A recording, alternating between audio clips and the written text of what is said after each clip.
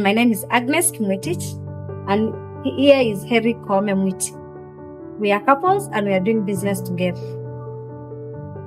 So essentially, Vuma started ideally in 2022. That's when we started.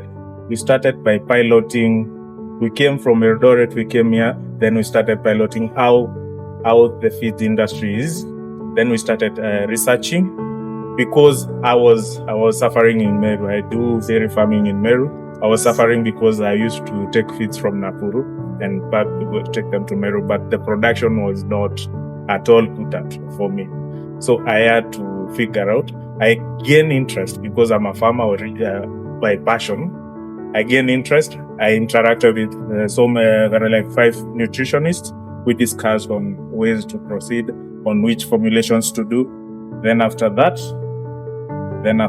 we started the idea. We started crafting the idea by September 2022. That's when we came up with the name Vuma. Vuma essentially means being heard, kusikika kila mahali, being known everywhere. Our aim was starting the brand and the brand being known as a household name in every farm.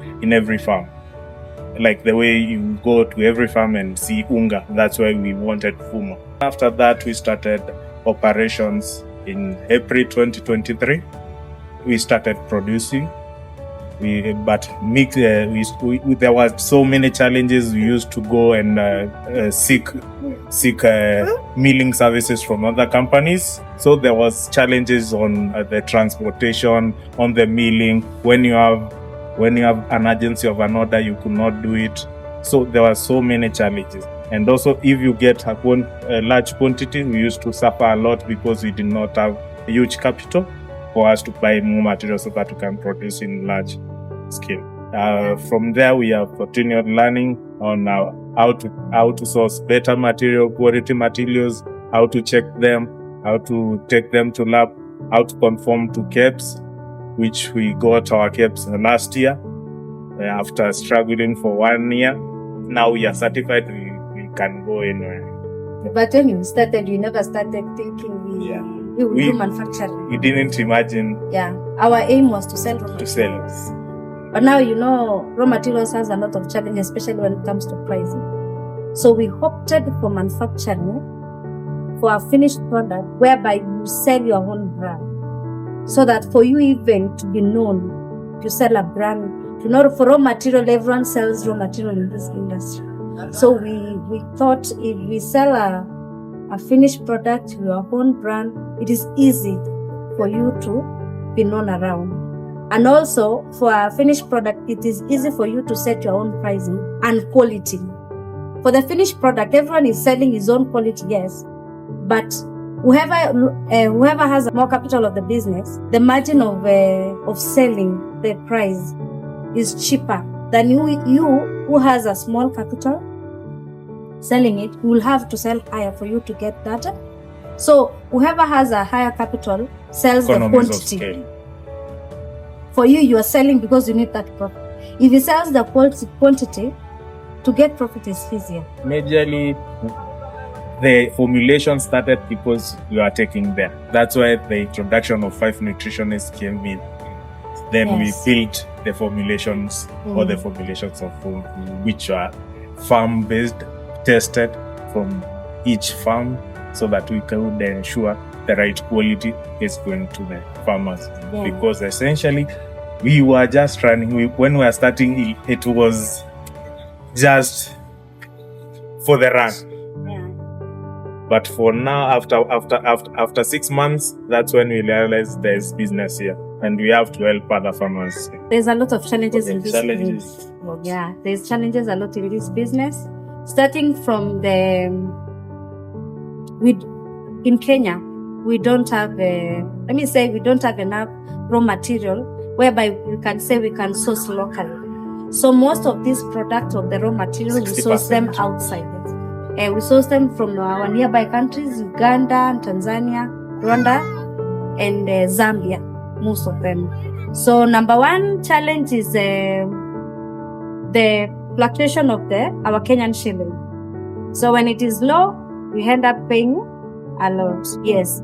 Another thing is transportation. It is very expensive for you to outsource it. Yes. Another thing is also the quality of the product. You see, we are not sourcing it from our own country. So we don't know the source of how the aflatoxin levels from the other countries is, yes. So another one is also challenge of getting that material. You really have to struggle a lot to get it. There's also government interference and new trade tariffs. Yeah. In Uganda, and they have introduced a new tariff, which is parody is going up to 20,000, which is on the higher side, which has doubled. So there's usually challenges which come and go. The next is also there's moisture loss in the store, where you buy 12 tons of maize, then it loses moisture around 500 kgs. So there's those losses that you have to absorb as a company. The more you reach to more farmers, the more capital you need so that you can be able to stock more materials. So basically, the more you grow, the more capital you need. So there is no time that you say you have reached there. Yes. And the more capital you have, the cheaper your buying price, the buying price that you get. We have closed our target for 5 years within 2 years and 3 months that we are relocating. The next is we want to start a program of farmer education, whereby we guide the farmer to farm different with the right information. Because when you enter a farm, you guide them with whatever the nitty-gritties of feeding, you get more customers. So as it's promoting the brand, making the brand be known in more counties, because right now we have a stockist in Meru, a stockist in Orengroni, a stockist in Kapsabet.